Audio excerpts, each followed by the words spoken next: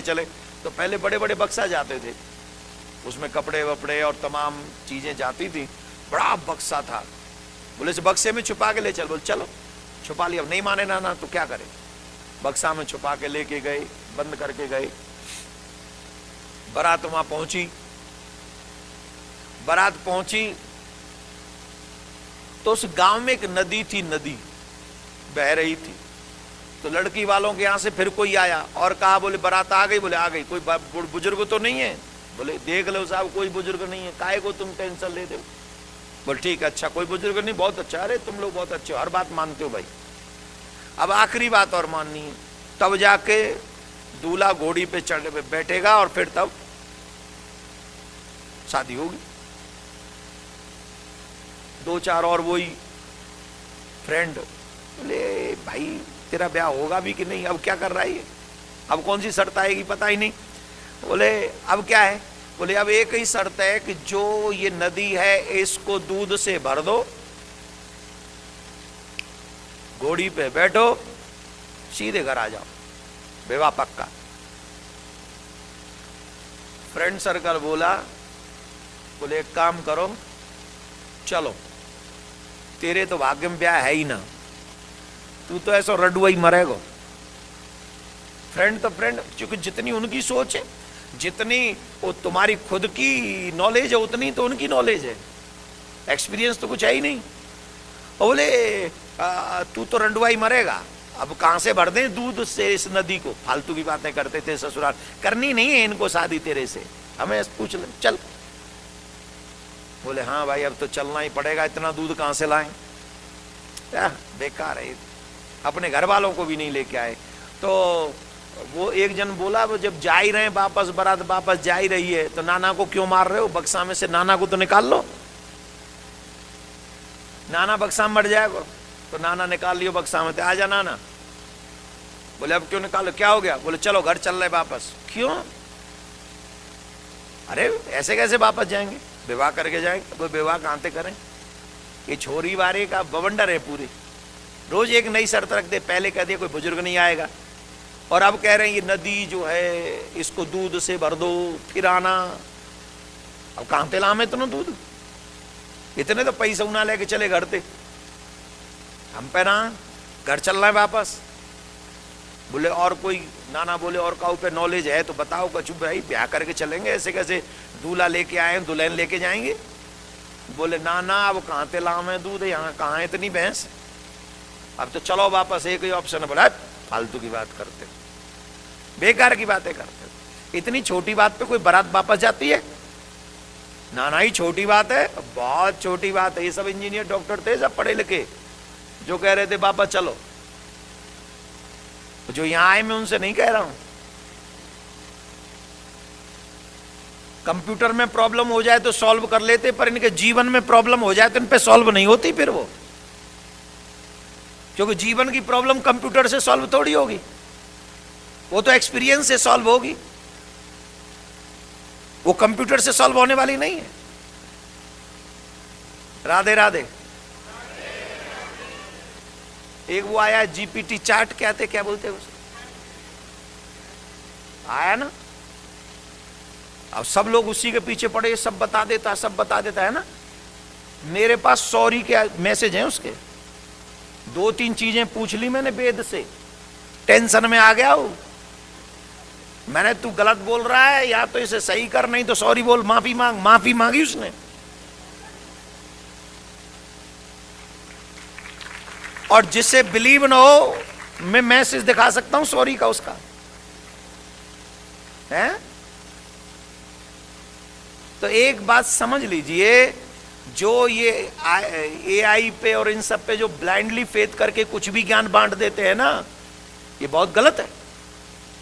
आप सबसे हमारा निवेदन है, अगर धर्म के विषय में जाना है तो इंटरनेट पे आप विश्वास नहीं कर सकते।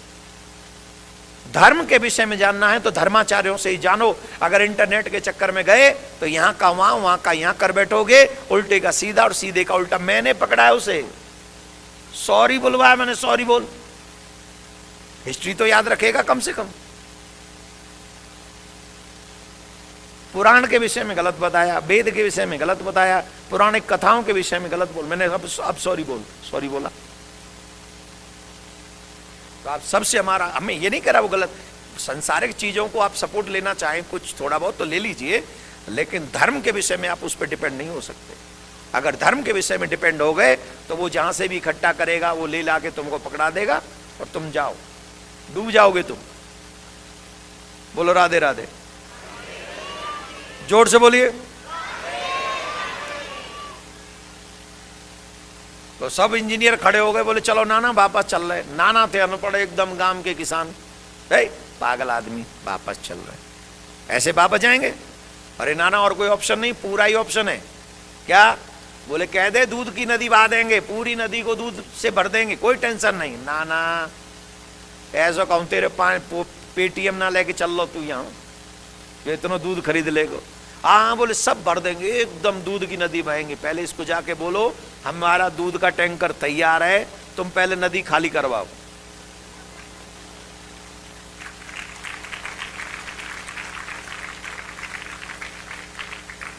तुम पहले नदी को पानी से खाली करवाओ, हमारा दूध का टैंकर तैयार, हम दूध भरेंगे। ओ नाना ये तो हमें इंजीनियरिंग में नहीं पढ़ाया था। बोले बेटा ये एक्सपीरियंस से आता है, इंजीनियरिंग में नहीं आता ये सब्जेक्ट, ठीक है ना। ये जो एक्सपीरियंस का वो कोर्स है, ये जो कोर्स है ना, ये इंजीनियरिंग में नहीं पढ़ाया जाता, अनुभव से आते कई चीजें। मॉडलिंग जो एजुकेशन है, मॉडल एजुकेशन, ये सिर्फ पैसे कमाने की सिस्टम है कि कैसे कमाए, लाइफ से उसका कोई संबंध नहीं है। और कई बार आप ऐसी प्रॉब्लम में फंसते हो जहां नहीं मिलता, वो अनुभव से आता है। तो नाना पैर पकड़ लिए सब इंजीनियर डॉक्टरों ने, अरे नाना तुम तो बड़े गजब के आदमी निकले। बोले कोई बात नहीं बेटा, खुश रहो, अब जाके कहो। तो उन्होंने जाके कहा कि साहब दूध मंगा लिया हमने। हैं? बोले हाँ। तो भरो। बोले ऐसे कैसे भरे, इतना पानी बह रहा नदी में, इतना बहाएंगे तो बहुत बह जाएगा। एक काम करो पहले पानी खाली करवाओ, नदी सूख जाएगी, हम पानी भर देंगे और दूध भर देंगे। तुरंत बोले गांव वाले, कोई बुड्ढा आया है, कोई बुड्ढा आया है बेटा, तुम लोगों के पास ये ऑप्शन, ये उत्तर नहीं हो सकता। कोई बुजुर्ग आया है, बताओ कौन आया है। तब नाना प्रकट हुए, बोले हम आया है। तो हमारे बच्चों को पागल बनाते हो।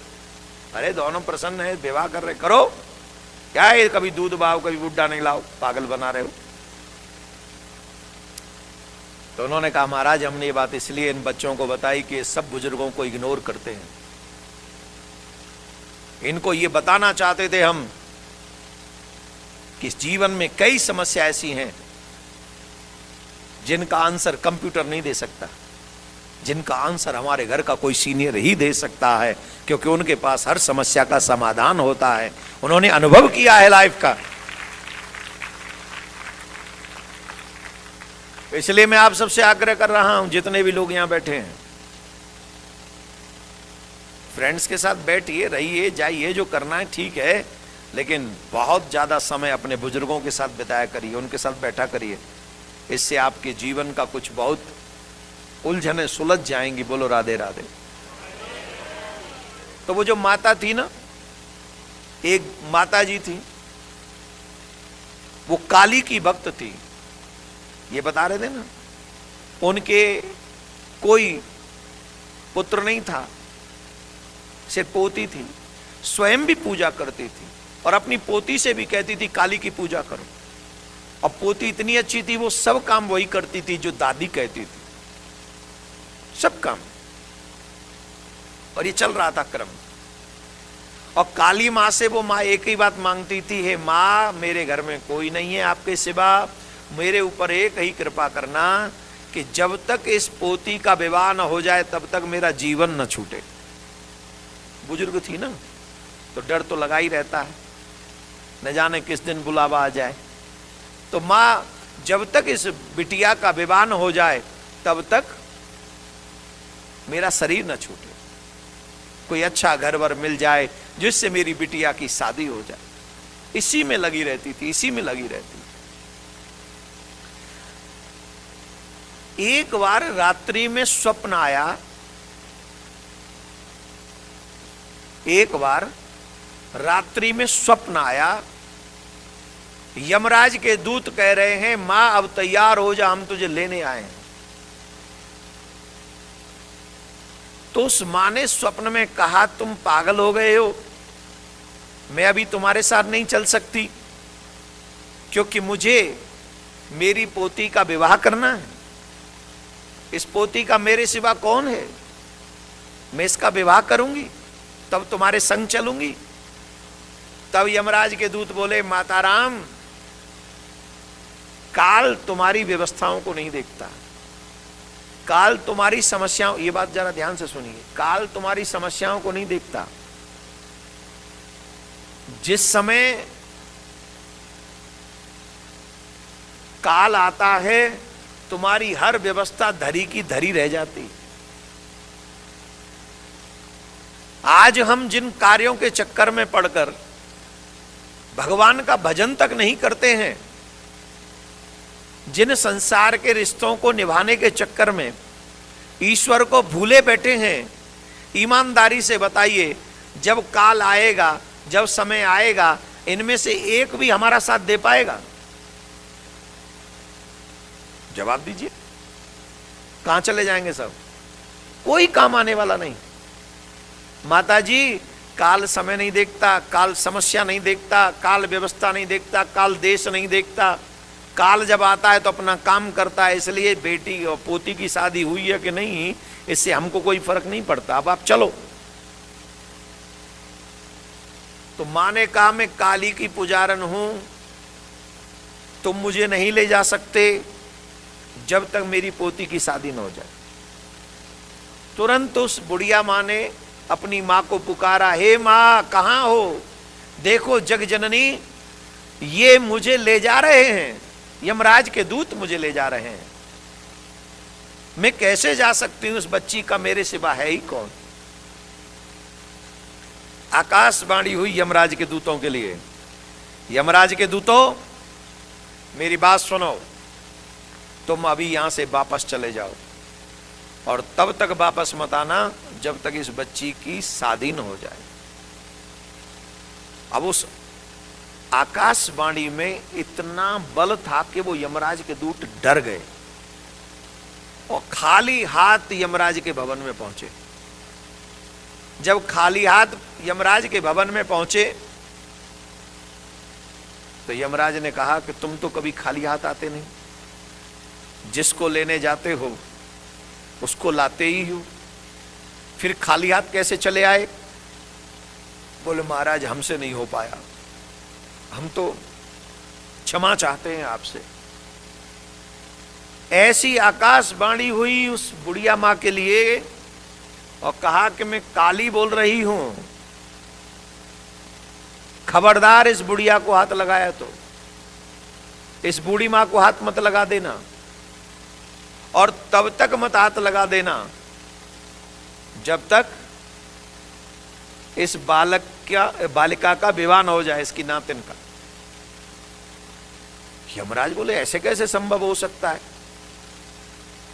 ये तो व्यवस्था नारायण की बनाई हुई है, कब किसको लाना है, कब किसको ले जाना है, कब किसको छोड़ना है, और ये व्यवस्था मेरे हाथ में है, इसमें कौन अड़चन डाल सकता है। चलो मैं चलता हूं। स्वयं यमराज उस बुढ़िया मां के प्राणों को लेने के लिए गया, और जब यमराज वहां पहुंचे तो फिर आकाशवाणी हुई, यमराज क्या तुम्हें हमारा संदेश नहीं मिला? हमने तुम्हारे दूतों को कहा था कि जब तक इस बच्ची का विवाह न हो जाए तब तक इस बुढ़िया के प्राण नहीं जाएंगे। तुमने सुना नहीं, संदेश नहीं मिला? पर उन्होंने कहा हे भगवती ये कैसे संभव है, सबका समय फिक्स है, सबकी आयु निश्चित है, और जिसकी जितनी आयु है उसी आयु में उसको छोड़ना पड़ेगा, और ये व्यवस्था मेरे हाथ में दी है, तो इसमें आप बीच में कैसे आड़े आ रही हैं? तुरंत देवी मां ने ऐसी कृपा करी, जो इतना विकराल यमराज था, इतना विकराल, देवी की कृपा से एक क्षण में बहुत छोटा शरीर हो गया उसका। तो काली चाल है तो क्या इम्पॉसिबल कुछ नहीं, इतना सा शरीर हो गया छोटा सा। अब तो यमराज कांप गए, देवी मां इतनी इस बुढ़िया मां पे प्रसन्न है। यमराज दौड़े दौड़े ब्रह्मा जी के पास में गए, बोले देखिए काली मां ने मेरा क्या हाल कर दी, अब मैं किसके प्राण ला सकूंगा, सारी व्यवस्था रुक जाएगी। ब्रह्मा जी बोले प्रेम के आगे नियम भी बदल जाते हैं यमराज। धर्मराज तुम जानते नहीं हो कि वो बुढ़िया मां कितना प्रेम करती है काली मां से, और तुम काली के संदेश को इग्नोर कर रहे हो, ये क्या ठीक है? जैसा काली मां कहती है वैसा ही करो। पर महाराज अब मैं इतना छोटा कर दिया, बोले उन्हीं की उपासना करो, उन्हीं की आराधना करो, वही तुम्हें संकट से मुक्त कर सकती है।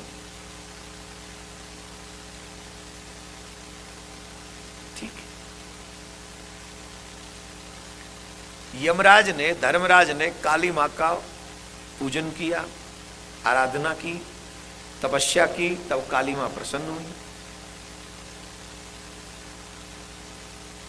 यमराज हम तुमसे प्रसन्न है। बोले माता जी प्रसन्न हो तो पहले जैसा ही कर दो। माता ने एक मस्त कहा, एक क्षण में पहले जैसे हो गए। अब पूछा माता जी आज्ञा क्या है? बोले एक ही आज्ञा है, जब तक उस बच्ची का विवाह न हो जाए तब तक उस बुढ़िया के प्राण मत लेना, और हाँ अगर अच्छा ही काम करना है तो पहले एक वर ढूंढो, उस बच्ची का विवाह करवाओ। अरे वो दुखिया है, और दुखिया का काम करना, सेवा करना, उसकी सहायता करना, ये हम देवी देवताओं का भी काम कर देनी चाहिए। तब महाराज धर्मराज रुक गए और उसके प्राण नहीं लिए, और बहुत जल्द उस कन्या को सुंदर वर मिला, और वर मिला, उसका विवाह हुआ। और विवाह जब हो गया, वो कन्या अपने घर विदा हो गई। उसके बाद यमराज के दूत आए, बोले माता जी अब तो चलो, अब तो विवाह हो गया, अब तो पधारो। तो उन्होंने कहा अब चलने में मुझे कोई कष्ट। एक बात बताएं, जीवन में अपन अगर आपकी और हमारी जिम्मेदारी, दायित्व पूरे हो जाएं तो प्राण निकल जाए तो फिर कोई कष्ट नहीं। और इतनी इच्छाएं मत पालिए कि मरने तक वो पूरी ना हो। हम लोगों की समस्या ये है, एक इच्छा पूरी होती है, दूसरी तुरंत जेब में से निकाल लेते हैं, ये और पूरी हो जाए। ईमानदारी से बताओ, जब कनाडा में आए थे तब तुम्हारे पास घर नहीं था, गाड़ी नहीं थी, मोबाइल नहीं था, कुछ नहीं था, सिस्टम खराब थे, हाँ या ना? आते ही क्या सोचा था? एक घर हो जाए, एक गाड़ी हो जाए, बस अपन वेल सेटल है। यहाँ एक नहीं दो दो हाउसेस हो गए आप पे, गाड़ियां भी हो गई, बढ़िया हो गया सब, नौकरी चाकरी सब बढ़िया चल रही है, ब्यूटीफुल पत्नी भी मिल गई, पति भी मिल गए, जैसे तैसे तुम लोगों को जो मिले हैं उन्हीं से अपना ठीक है। पति भी मिल गए ना, काम मतलब ये भी तो इच्छा थी। हम लोग बच्चों की इच्छा क्या रहती है? दो तीन ही इच्छा रहती है यहाँ जो बच्चे आते हैं उनकी, एक घर हो जाए, एक नौकरी हो जाए, और एक पार्टनर हो जाए, चौथी कोई इच्छा ही नहीं।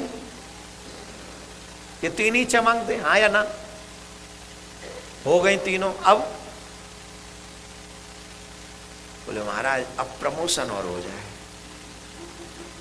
हो गया। अब महाराज अब दो बेबी और हो जाए, हो गए। अब महाराज ये पढ़ लिख के डॉक्टर बन जाए, बन गए। अब बोले महाराज अब इनकी शादी हो जाए, हो गई। अब बोले महाराज इनके एक एक बच्चा और हो जाए, दो दो हो गए। अब बोले महाराज बड़ी तृप्ति होती है, मेरे नाती के ये जो दो बच्चे हुए हैं, इन बच्चों को भी थोड़ा बड़ा होता हुआ देख लूं तो हो गए बड़े। अब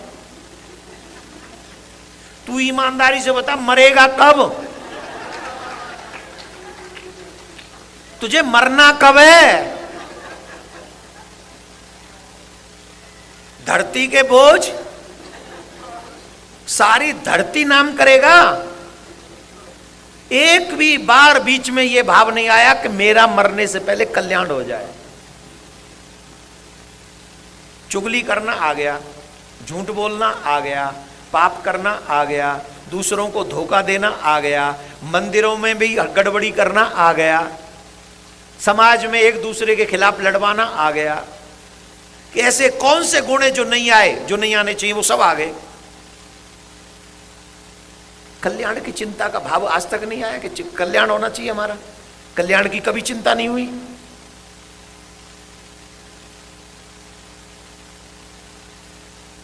उसके बिना काम चलेगा? मैं आपको सच बोलता हूं, इफ यू बिलीव और not, it's up to you. तुम्हारा कल्याण सिर्फ तुम कर सकते हो। तुम्हारा कल्याण करने पड़ोसी नहीं आएगा, तुम्हारा कोई परिवारीजन नहीं आएगा। और मानव जीवन अनमोल तभी तक है जब तक प्राण है। जिस दिन प्राण नहीं रहे तुम कहीं के नहीं रहोगे, कहीं के नहीं।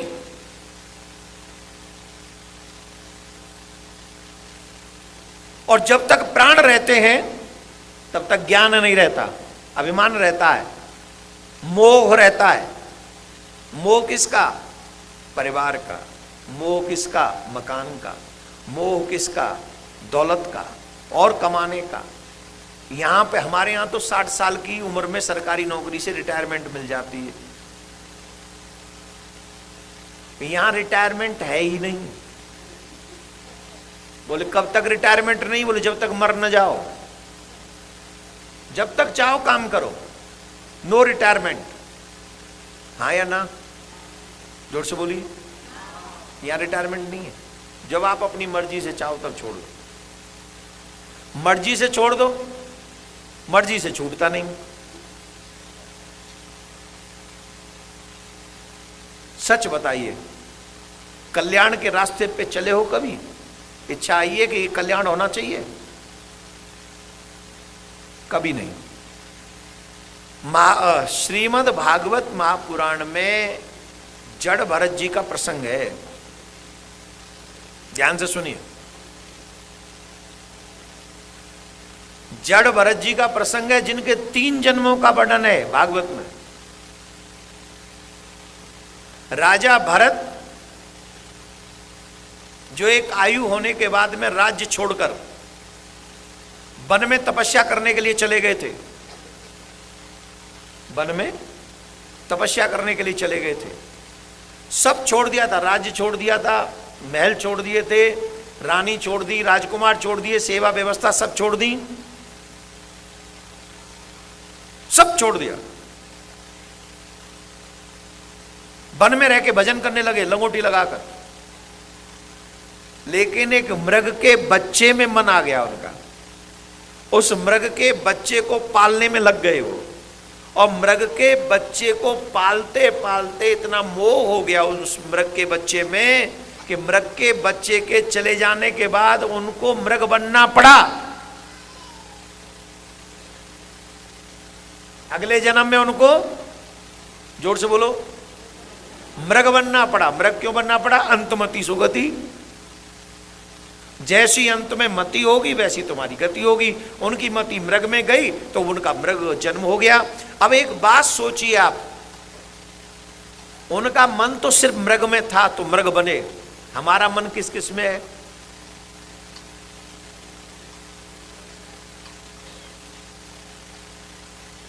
जल्दी बोलो। सबसे ज्यादा मन किस में?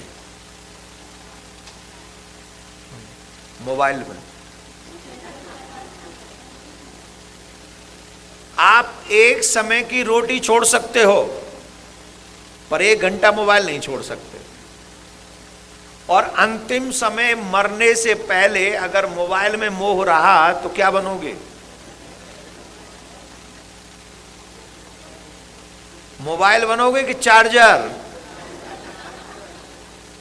कहां चली मैया? अच्छा बैठ जाओ, बैठ जाओ, जल्दी बैठ जाओ, थोड़ा आना जाना कम करो। चार्जर। और मुझे तो बड़ी दया आती है जब मैं यहाँ अमेरिका कनाडा में घूमता हूँ मतलब आता जाता हूँ तो दृश्य दिखते हैं। अब घूम ऐसे तो है नहीं कि मैं कहीं यहाँ कथा करने आऊंगा तो यहाँ से 30 मिनट की दूरी पे रुका हुआ हूं मैं, तो 30 मिनट कहाँ चलूंगा मैं? सड़क पे। तो सड़क पे हाँ सड़क से ही तो आऊंगा, गाड़ी और क्या उड़ के आऊंगा। और जब 30 मिनट गाड़ी चल के आएगी सड़क पे तो दृश्य दिखेंगे कि नहीं दिखेंगे? और मोस्टली दृश्य एक ही चीज दिखते हैं कि बच्चे बच्चियां कुत्ता घुमा रहे हैं। कहीं दिखे? आपने भी देखे होंगे। देखे? किस किस ने देखे? हाथ उठा। जय जय। अब मैं ये सोच रहा हूं कि भरत जी महाराज का मन अंतिम समय मृग में गया तो उनको अगला जन्म मृग का लेना पड़ा। मैं कभी कभी टेंशन में आता हूं। आपकी हंसी बता रही है कि मेरी टेंशन क्या होगी। मैं सोचता हूं ये जो कुत्ते घुमाते इनका क्या होगा।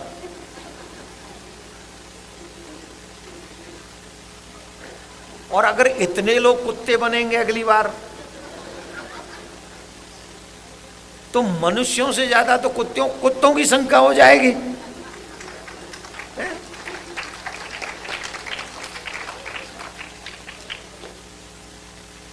हमारे ब्रज में कहते कुत्ता मारे वो कुत्ता और कुत्ता पारे वो कुत्ता।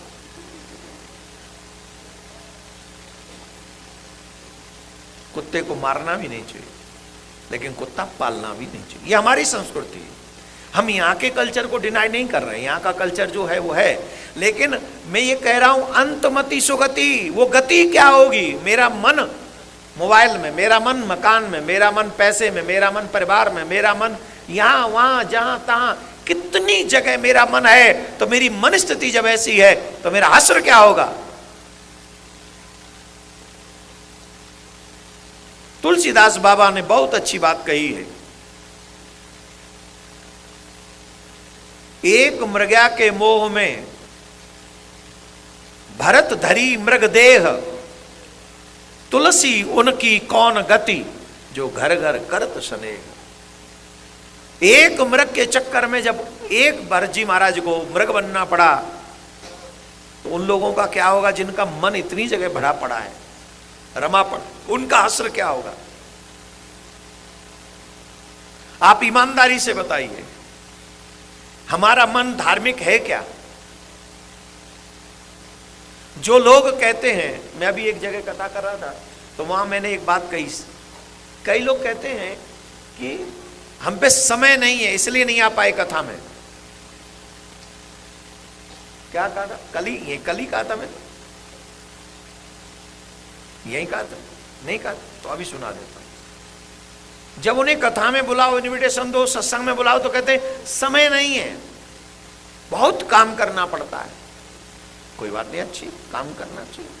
फिर उनसे कहो कि भैया थोड़ा बहुत ये सत्संग वगैरह हो रहा है, कुछ दान दून किया करो। 1 सेकंड में बदल के कहेंगे काम नहीं है।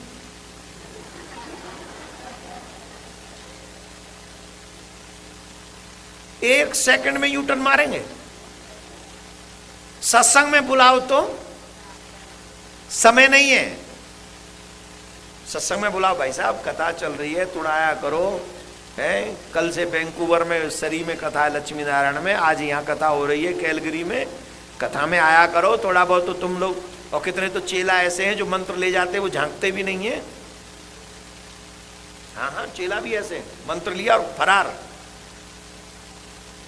वो फिर अगली जब कभी भगवान संयोग बना दे तो मिलेंगे, नहीं तो नहीं मिलेंगे। उन्हें तो बस खैर छोड़ो, चेलाओं की बात क्या करें।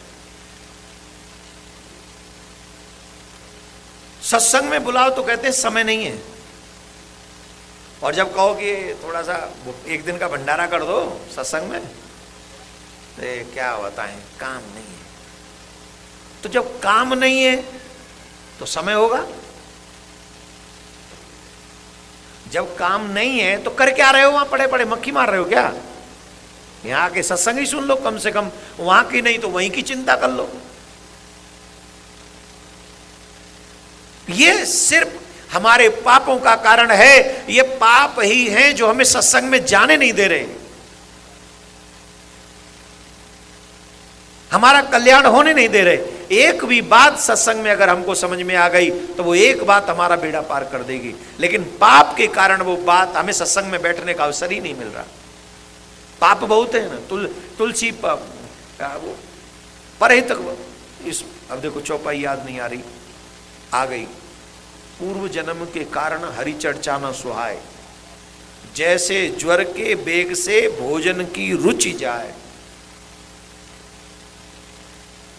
आपका जो बहुत प्रिय भोजन है वो बना हो, बन के तैयार हो, वही जो आपको प्रिय भोजन है वो बन के तैयार है, राइट, और उसी दिन बुखार आ जाए, ज्वर आ जाए, टेम्परेचर हो जाए, अब बताओ उस भोजन में स्वाद आएगा? जवाब दो, क्यों नहीं आएगा? बुखार आ गया, टेम्परेचर आ गया ना, इसलिए भोजन की रुचि चली जाएगी, अब नहीं अच्छा लग रहा। वैसे ही पाप का ज्वर जिनके जीवन में हावी हो जाता है, उनसे भगवान की कथा छूट जाती है।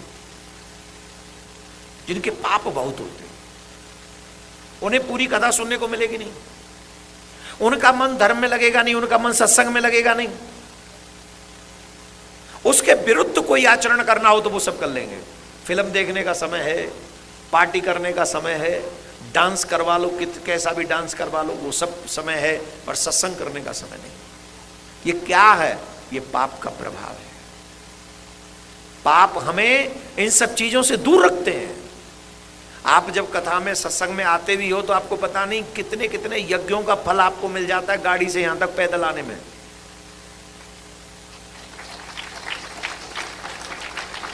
पैदल आने में कितने यज्ञों का फल मिल जाता है आपको। एक भक्त की बहुत सुंदर कथा है जो मुझे बहुत अच्छी लगती है। आजकल हम लोग सत्संग में जाते हैं, जाके अनुभव भी करना चाहिए, लेकिन भगवान से प्रेम कैसे किया जाए, रिश्ता कैसे निभाया जाए, उन पे समर्पित कैसे हुआ जाए। कल एक बुढ़िया माँ की कथा सुनाई थी हमने, आपको लड्डू गोपाल की कथा सुनाई थी। वैसे ही एक भक्त की कथा है, उस कथा को सुनो।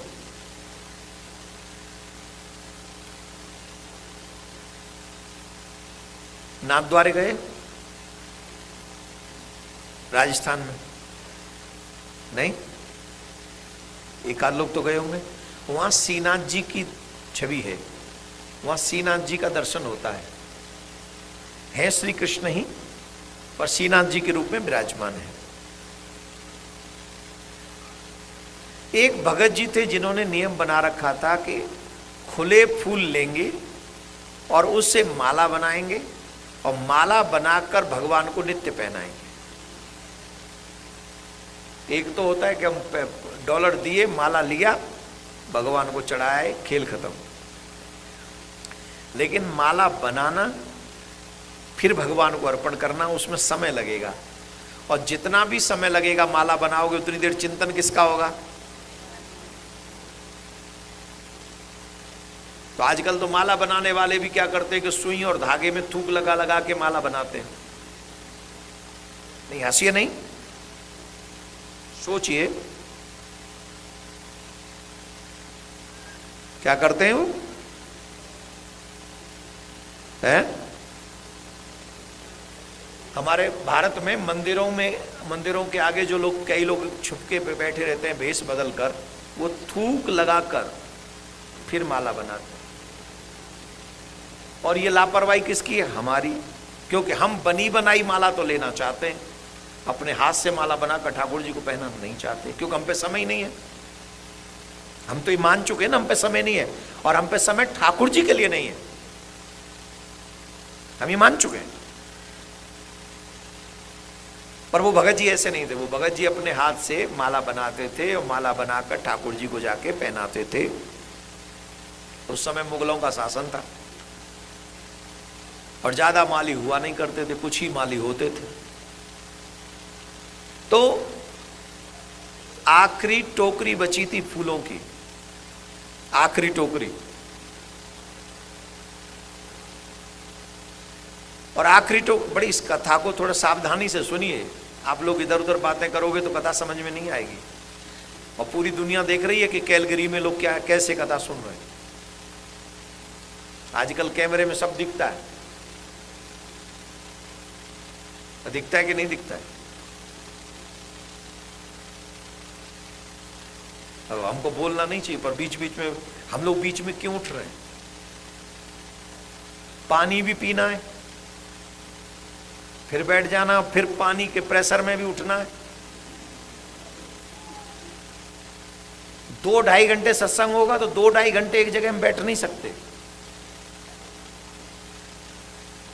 ये भी साधना, अगर आप 2 घंटे एक आसन से बैठ जाएं तो इसको भी कलयुग की तपस्या ही माना जाता है। आप हिले नहीं, आप बैठे रहे 2 घंटे। जब मन किया उठ गए, जब मन किया बैठ गए, जब मन किया आ गए, जब मन किया चले गए। ये सत्संग का नियम नहीं है। हमें मुसलमान भाई बहुत अच्छे लगते हैं कई चीजों में, उनकी नमाज का टाइम फिक्स होता है। अगर इतने बज गए तो इतने बजे वो नमाज अदा करेंगे।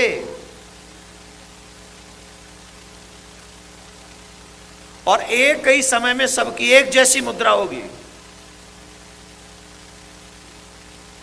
वो इतने डेडिकेटेड हैं अपने धर्म के लिए, होना भी चाहिए अपने धर्म के लिए डेडिकेटेड। हम हैं क्या? आज मैं जब आ रहा था तो हम तो निकल गए ऑन टाइम 6 बजे तक पहुंचने के लिए। हमें फोन गया कि अभी थोड़ी देर रुक जाइए, अभी कुछ लोग कम हैं और आ जाएं तब आइएगा।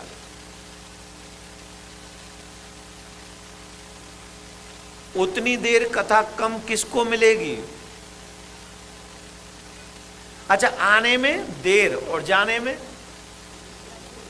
अभी आरती नहीं होगी उससे पहले यूं लाइन लगा के यहां तक पहुंच जाएंगे, बोले चलो प्रसाद बांटो, क्योंकि प्रसाद वहीं मिलेगा। जाने में जल्दी होगी, आने में।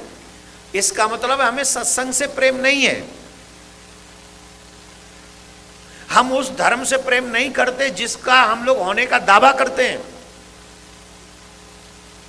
कितने लोग जिनको मालूम होगा कि कथा हो रही है, वो पोस्टर तक नहीं देखेंगे। कई लोग तो बोले टाइम नहीं है, क्या करें, और वो हिंदू ही होंगे।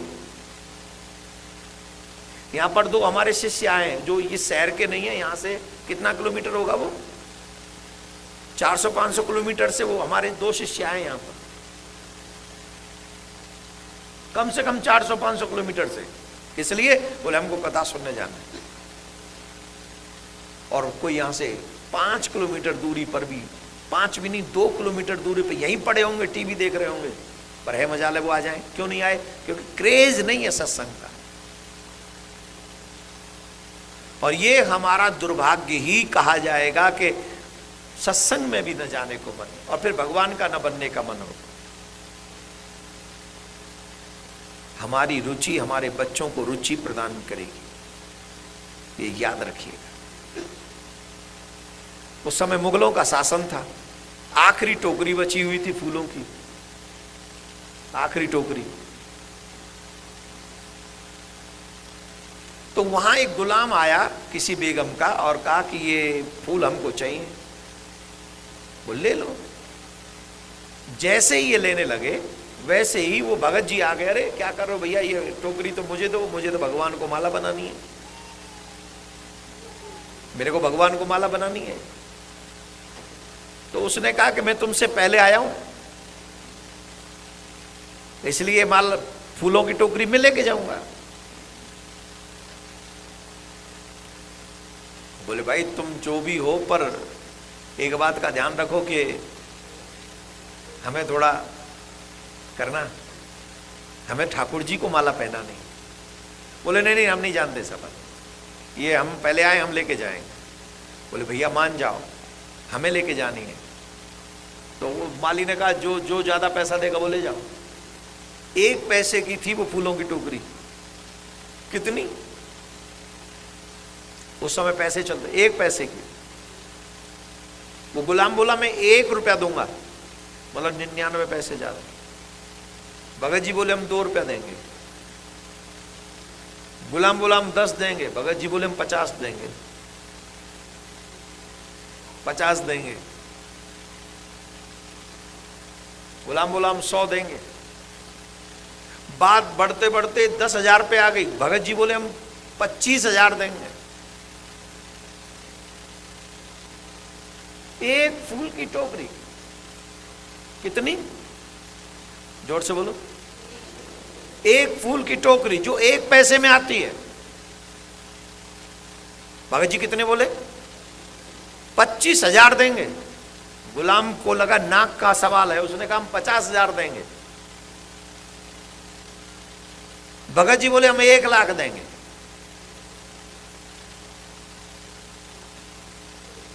ये जो पढ़े लिखे अंग्रेजी वाले लोग हैं वो इन भगत जी को पागल कह रहे हो कि नहीं, इन दोनों को। ईमानदारी से सोचो, अब इस समय आप क्या सोच रहे हो, वो भगत जी क्या था या वो गुलाम क्या था जो 50,000 बोल रहा है।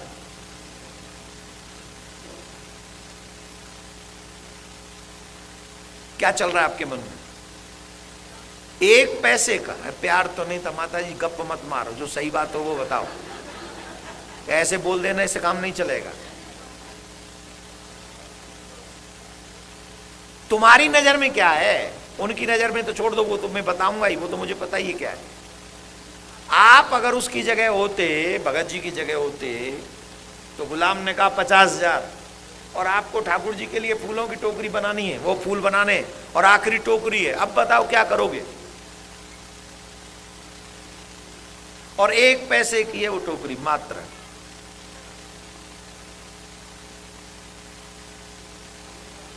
है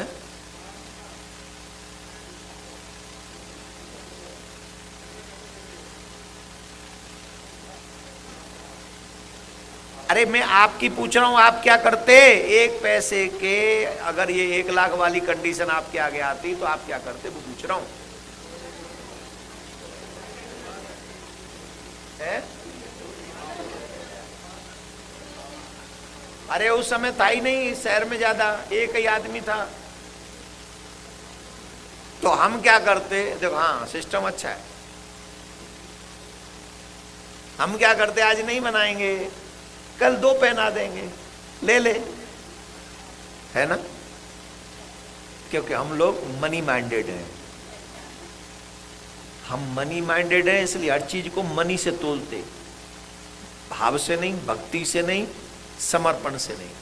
भगत जी बोले 1 लाख देंगे। अब तो उसके भी पैर कांपने लग गए, 1 लाख से ऊपर कितना जाएगा, वो भी एक फूल की टोकरी, जिसको बताएगा हंसेगा उसके ऊपर। बोल ठीक है तुम ही ले जाओ, तुम ही ले जाओ। बोले हाँ ठीक है जाओ। वो चला गया।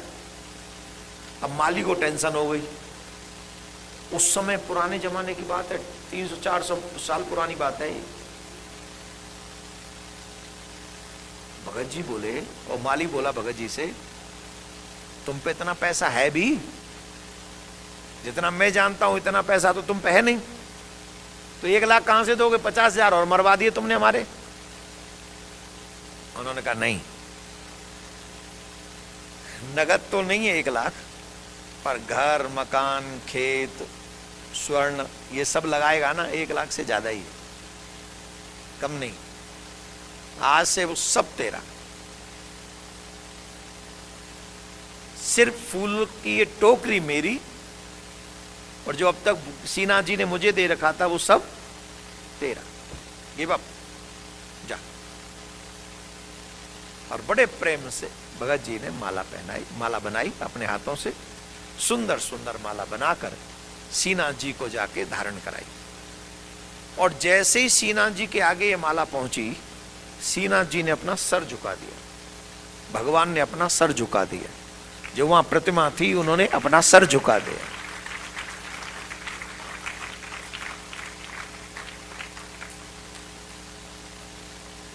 ये आश्चर्य पहली बार हुआ था वहां।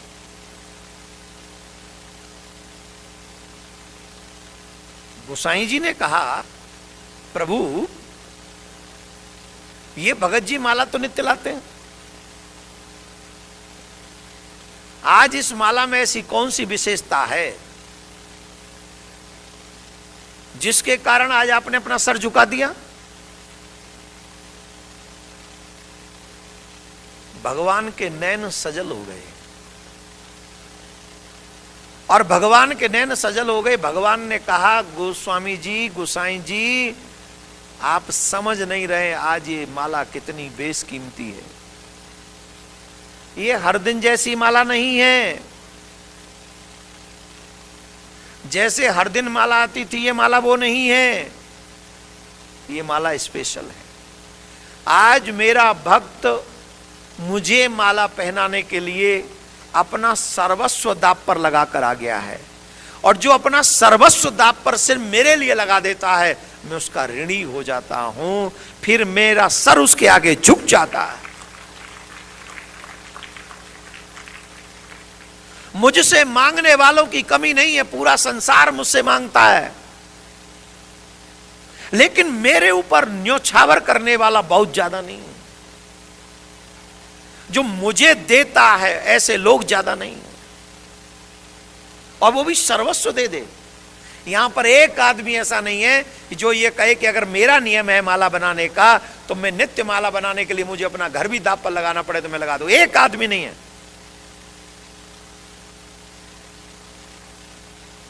और भगवान से घर मांगने वाले कितने होंगे? एवरीवन। मांगना भक्ति नहीं, मजबूरी है। अगर भगवान की बजाय भूत प्रेत भी हमको दे दें तो हम भगवान को साइड में कर देंगे, भूतों की पूजा शुरू कर देंगे हम लोग। भगवान की पूजा हमारी मजबूरी है, भक्ति थोड़ी है। धर्म हमारे लिए मजबूरी है, क्योंकि हम लोग थोड़ा दिखना चाहते हैं कि हम धार्मिक हैं। हम बनना नहीं चाहते धार्मिक, हम दिखना चाहते हैं। ईमानदारी से बताओ, अगर एक भूत प्रकट हो जाए और ये कहे बताओ तुमको क्या चाहिए, तुम्हें अगर कनाडा का प्रधानमंत्री बनाना तो मैं बना दूंगा, बोलो। एक भूत, प्रेत नहीं, प्रेत में और ज्यादा ताकत होती है। पिशाच, उसका भी बाप होता है। ब्रह्म पिशाच, उसका तो कहना ही क्या है। सिर्फ भूत प्रकट होके कह दे ये जितना भी कैलगरी का ये दरना ट्रम सट्राम, within second I will give you. शर्त एक ही है, no Hanuman ji, no Ghanshyam ji, no anything, only on me. और वो भी कथा के ही समय आ जाए, 6 to 8। तुम्हें कसम लगे झूठ मत बोलना, सही बताओ ये आदमी बैठे होंगे या कथा में? ऐसे तो धर्मात्मा है हम लोग। ऊपर से कहते भगवान कृपा नहीं करते। अरे भगवान तुम्हारे काले मन को जानता है ना। जिसका मन काला होता है, काला कन्हैया उस पर प्रसन्न नहीं होता। तुम दुनिया को पागल बना सकते हो झूठ साच बोल के, मेरे ठाकुर जी को नहीं बना सकते। वो अंतर्यामी है, तुम्हारे घट में बैठा है। अरे तुम झूठ बोल के किसको तुम पागल बना रहे हो? भगवान को। भगवान बनेगा पागल तुम्हारे झूठ से? जवाब दीजिए, जवाब दीजिए। हम जो झूठ बोलते हैं, तुमेव सर्वम मम देव देवः, तुमेव माता च पिता, तुमेव बंधु च सखा, तुमेव सर्वम मम देव देवा, तुम मेरे सर्वस्व हो। झूठे, शर्म नहीं आती झूठ बोलते समय? और यह भी डर नहीं है कि इसी भगवान को जवाब देना है मुझे?